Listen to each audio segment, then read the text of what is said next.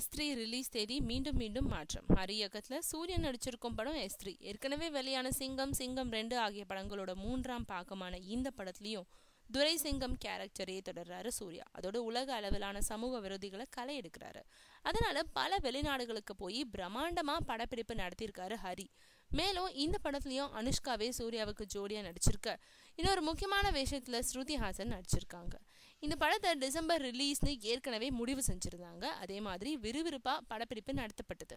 இந்த நிலையில அந்த படத்துக்கு சென்சார் போர்டு UA சர்டிபிகேட் கொடுத்ததுனால ரிவைசிங் கமிட்டிக்கு போயிருக்காங்க. இதனால பொங்கலுக்கு S3 வெளியாக வாய்ப்பு இருக்கிறதா செய்திகள் வெளியாயிட்டு இருந்தது. ஆனா இப்போ விசாரிச்சா ஜனவரி 26ல S3 படத்தை வெளியிட திட்டமிட்டு இருக்கிறதா சொல்றாங்க. ஆனா அந்த தேதியும் உறுதி இல்லையா. S3 படத்துல ரிலீஸ் தேதி அதிகாரப்பூர்வமா அறிவிக்காததுனால சூர்யா ரசிகர்கள் கடும் அதிர்ச்சி அடைஞ்சிருக்காங்க.